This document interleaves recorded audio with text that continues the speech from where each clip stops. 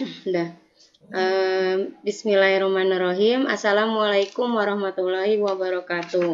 Waalaikumsalam warahmatullahi wabarakatuh. Selamat sore Bu Nur. Selamat sore Bu Dewi. Gimana? Apa kabarnya? Alhamdulillah sehat. Bu Dewi gimana? Sehat? Alhamdulillah sehat juga ya. Senang bisa bertemu dengan Bu Nur ya. Terima kasih ya. Sebelum melakukan coaching, saya akan mengajukan beberapa pertanyaan kepada Bu Nur. Pertama-tama, saya akan mendiskusikan tentang rubrik penilaian kita hari ini.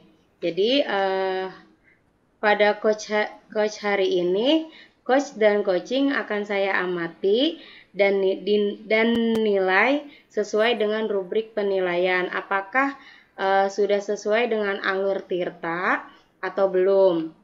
Kemudian, bagaimana Ibu memberikan pertanyaan yang berbobot kepada coach dan bagaimana coach merespon atau menanggapi pertanyaan dari coachnya. Nah, jangan lupa disesuaikan dengan prinsip coaching, diantaranya kemitraan, proses kreatif, dan memaksimalkan potensi. Pertanyaan pertama yang ingin saya tanyakan kepada Bu Nur adalah kompetensi apa yang ingin Ibu kembangkan pada coaching hari ini? Baik. Kompetensi yang saya inginkan pada sesi coaching hari ini adalah bagaimana saya bisa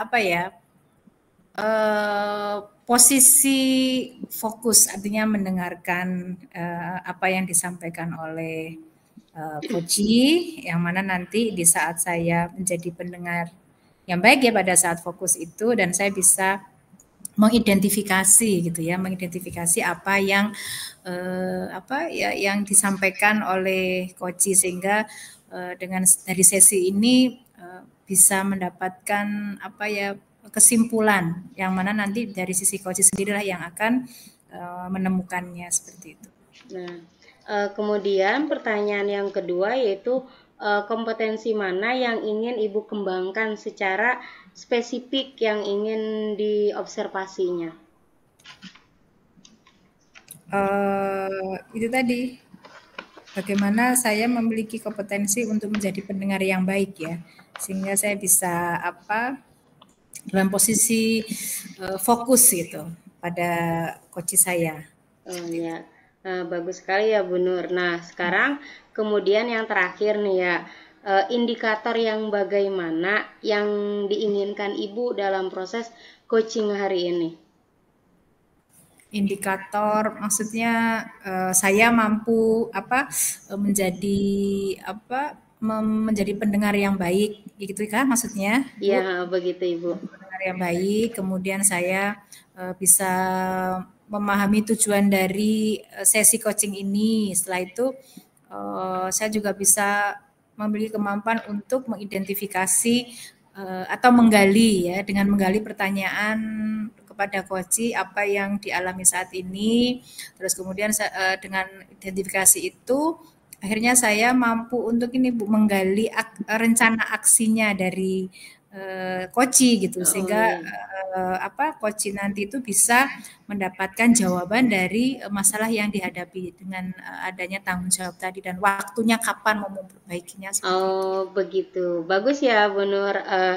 Kalau begitu, demikian observasi kita hari ini. Silakan Ibu melakukan coaching dengan coachnya Ibu. Saya akhiri. Terima kasih. Nanti kita bertemu di pasca observasinya ya dengan Bu Nur ya Bu Nur. Ya, terima kasih. Wassalamualaikum warahmatullahi wabarakatuh. Waalaikumsalam warahmatullahi wabarakatuh. Assalamualaikum warahmatullahi wabarakatuh, Pak Maman. Waalaikumsalam warahmatullahi wabarakatuh. Gimana kabar, Pak? Alhamdulillah baik Bu, baik alhamdulillah. Gimana kabarnya Bu Nur, Bu Dewi? Alhamdulillah. Baik.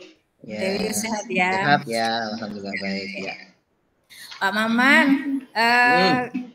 di Di momen ketemuan hari ini, kemarin kan Pak Maman janjian ini ya Pak ya, hari ini rencananya kan mau mengadakan kegiatan di kelas ya Pak ya?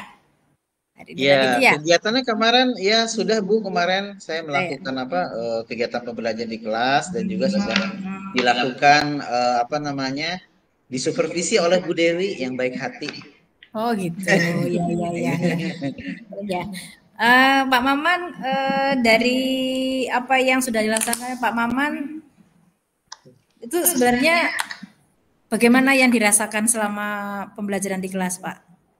Iya, intinya sih kemarin begini ya Bu Nuryati, memang saya mencoba untuk melakukan suatu skenario pembelajaran atau modul ajar ya, karena kan ini di kelas 5 SD ya, karena kita sudah Ya. menggunakan KUMER ya, kurikulum merdeka semua dari kelas 1 sampai kelas 6 ya.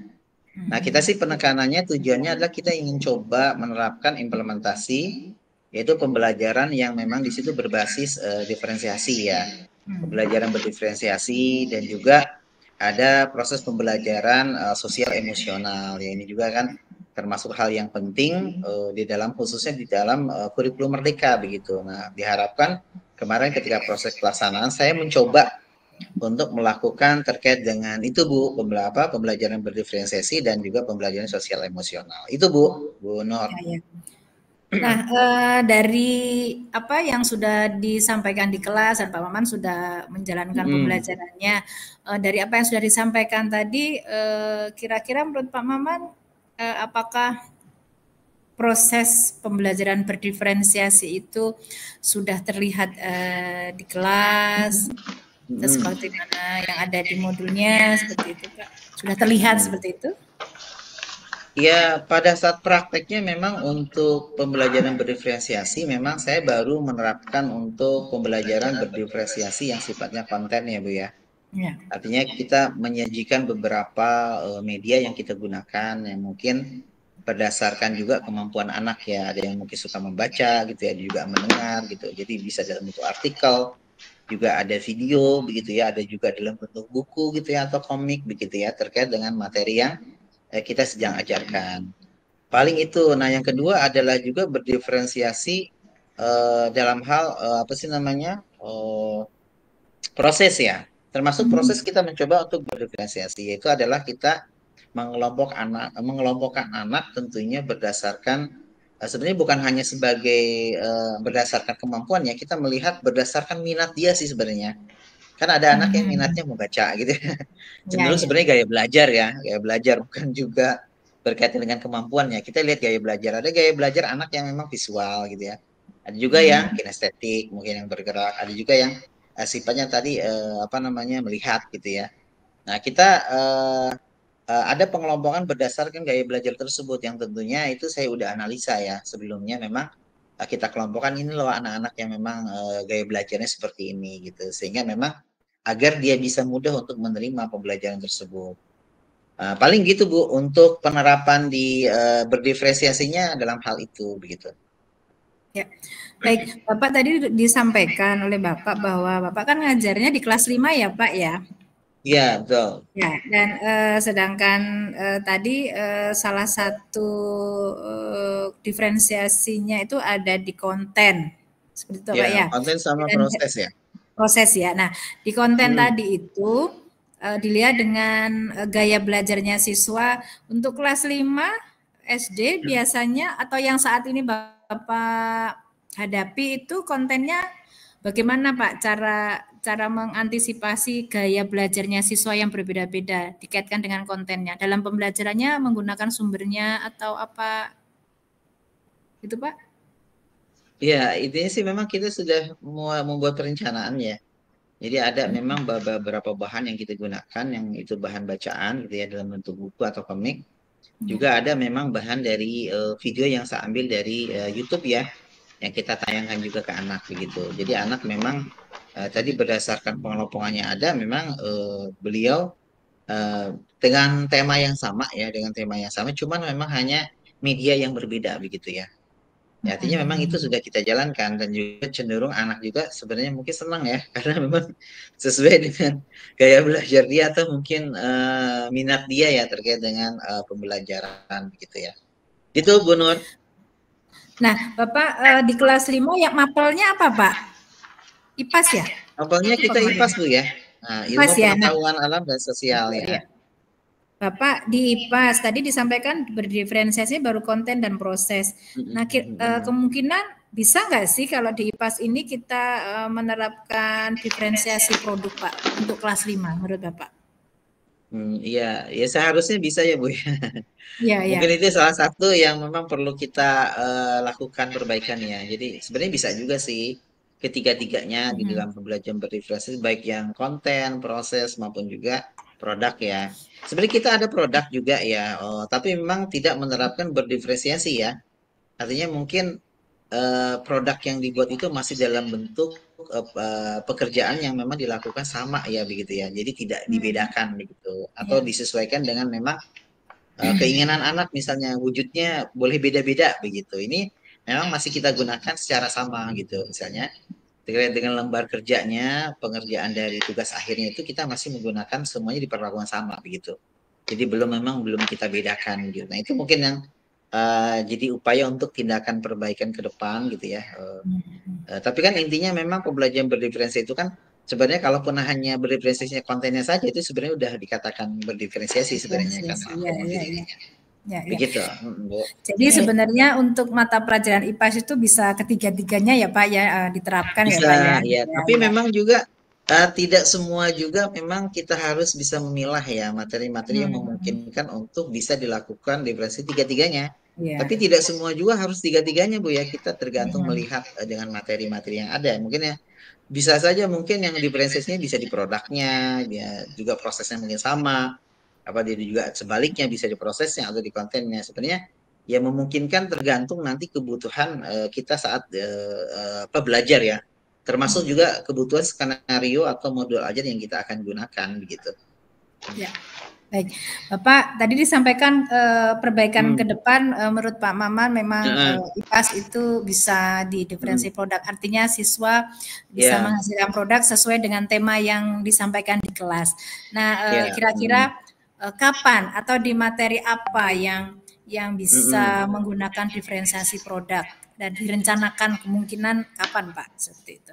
Ya, ada sih memang kita udah buat ya perencanaan. Dan nanti memang terkait dengan mungkin ketiga-tiganya ini ada ini mungkin ada beberapa materi yang sebetulnya kita bicara terkait dengan materi tentang ekosistem misalnya ya. Tentang ekosistem ini juga nanti sebelumnya kita sebenarnya ada juga sih terkait dengan apa kemarin tuh alat indera ya. Alat indera juga sebenarnya bisa juga untuk dibuat produk ya. Sesuai dengan nanti berbeda-beda tergantung ada mungkin anak yang ingin membuat dalam bentuk apa sih namanya wujud mungkin dalam bentuk gambar misalnya ya. Atau juga ada dalam bentuk apa sih namanya matanya dibuat seperti apa model gitu ya pakai bola dibelah dua terus di ini. Ada juga mungkin yang dibikin dia video. Ya kan bisa juga bermacam.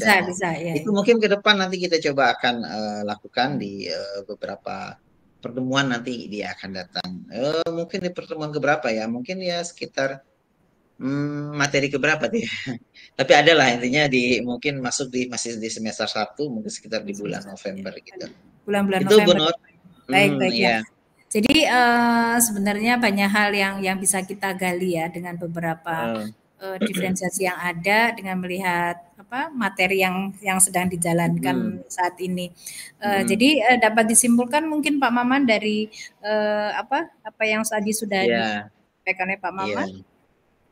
Baik, intinya kesimpulannya terkait dengan proses pembelajaran kita sudah sesuaikan dengan skenario pembelajaran atau modul ajar yang ada. Ya tentunya memang belum sempurna ya. Jadi ada beberapa yang perlu kita pengembangannya khususnya tadi ya terkait dengan pembelajaran berdiferensiasi yang mungkin lebih ke arah ke produk atau juga memang ketiga-tiganya itu ada begitu ya baik terkait dengan diferensiasi konten proses maupun yang terkait dengan produk ya agar juga diharapkan apalagi IPAS kan IPAS itu kan cenderung memang pembelajaran itu kan bisa kalau kata Pak Menteri itu apa sih banyak tanya banyak coba banyak karya nah di sini kan produk nih ya banyak karya gitu Betul, ya itu kan bisa pas begitu ya Baik begitu Bu Nur mungkin ya Oke. kesimpulan kita Kesimpulan gitu bincang-bincang kita ya, hari baik ini. ya. Ya Ya, Pak Maman, memang baik. kita terbatas waktu ya, Ya, jadi ya, ini ya, sudah betul, sore, betul. jadinya Mm. kita cukupkan ya Ya, sekarang ya, baik. ini. Dan Makasih Bu Nur banyak sama-sama masukannya, ya, semoga diskusinya. selalu sehat dan bermanfaat ya Ya, hasil baik. diskusi kali Amin, ini. amin, Saya amin, amin, amin. akhiri, wassalamualaikum warahmatullahi wabarakatuh. Ya, Waalaikumsalam wassalam warahmatullahi warahmatullahi wabarakatuh. wabarakatuh. Yuk saya rekam. Bismillahirrahmanirrahim. Assalamualaikum warahmatullahi wabarakatuh. Waalaikumsalam warahmatullahi wabarakatuh, Bu Dewi. Selamat sore Bu Nur. Sore. Gimana? Alhamdulillah Ibu sudah melakukan coaching supervisi akademik ya dengan Pak Maman. Ya Bu, sudah Bu. Gimana rasanya? Ya gimana ya Bu ya? Seperti deg-degan sih, tapi alhamdulillah sudah berjalan dengan baik dan lancar.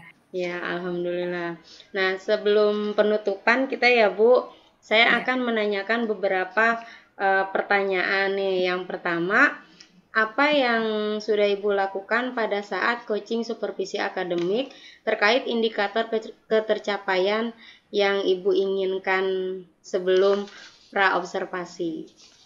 Baik Ibu, tadi pada saat saya melaksanakan sesi coaching di kelas ya Bu ya, dengan Pak Maman terkait dengan kompetensi yang saya inginkan, saya berusaha untuk fokus dengan coach saya, kemudian saya menyimak kalimat-kalimat yang disampaikan oleh Pak Maman, dengan saya mencoba selain mendengarkan dengan baik, saya juga mencatat ya, artinya poin pentingnya apa, itu bagian dari mendengar dan fokus. Jadi posisi fokus itu memang saya upayakan, dan saya berupaya untuk on pada Pak Maman, artinya saya curahkan semua apa yang saya punya fokus pada Pak Maman, sehingga saya mendapatkan informasinya itu lebih baik, dan hanya suaranya Pak Maman saja yang saya dengarkan, seperti itu. Jadi memang butuh fokus dan posisi tenang gitu kan, suasana juga tenang seperti itu. Ya, berarti sesuai yang Ibu ingin kembangkan sebelum pra-observasi, Ibu ingin tujuannya itu mendengarkan aktif ya Bu, dan ingin memberikan pertanyaan-pertanyaan yang berbobot kepada coachnya. Nah, oke ya Bu Nur, saya paham. Nah, sekarang proses coaching supervisi akademik yang Ibu lakukan saya rasa sudah cukup baik dan sudah sesuai dengan alur Tirta. Dan Ibu sudah menggali pertanyaan-pertanyaan yang berbobot dan menemukan solusi-solusi untuk Pak Maman. Pertanyaan terakhir nih ya Bu, Ibu kompetensi apa lagi yang ingin dikembangkan atau dilakukan nanti untuk di supervisi akademik selanjutnya? Untuk berikutnya, jadi kompetensi yang saya inginkan, kalau tadi kan terkait bagaimana saya bisa menjadi pendengar yang baik atau menyimak dengan yang baik, ya kan? Mungkin kedepannya saya perlu meningkatkan kompetensi saya dalam hal bagaimana menggali pertanyaan yang berbobot, seperti itu. Jadi bagaimana menggali pertanyaan yang berbobot sehingga saya lebih mendapatkan banyak hal dalam mengidentifikasi masalah atau kendala yang dihadapi coach saya, seperti itu. Ya, bagus ide-idenya Bu Nur ya Bu Nur. Nah, jadi yang saya lihat tuh tadi kayak misalkan dalam diskusi kelompok itu ya Bu, tadi kan Pak Maman itu ada diskusi dalam kelompok di kelas 5 ya Bu. Nah, itu kalau menurut saya kurang memberikan waktu banyak untuk waktu diskusinya. Jadi misalkan tadi yang saya lihat tuh ya diskusi kelompoknya kurang waktu. Jadi perlu penambahan waktu dalam sesi diskusi kelompoknya sehingga anak itu lebih leluasa untuk mencari ide-ide lebih yang kreatif lagi. Nah, itu yang tadi saya amati ya Bu Nur. Nah, terus dan di akhir pelajaran umpan baliknya harus apa ya, harus dikeluarkan, umpan balik dari siswa, umpan balik dari kita juga kepada siswa, itu harus diungkapkan. Nah, kalau begitu semoga kedepannya kita bisa melakukan coaching supervisi akademik yang lebih baik lagi ya Bu Nur. Demikian observasi kita hari ini, semoga bermanfaat bagi kita. Terima kasih, semoga kedepannya lebih baik lagi ya Bu Nur. Amin, amin. Terima kasih Bu Dewi atas waktu dan kesempatannya. Sama-sama Bu Nur, kita akhiri. Wassalamualaikum warahmatullahi wabarakatuh. Waalaikumsalam warahmatullahi wabarakatuh.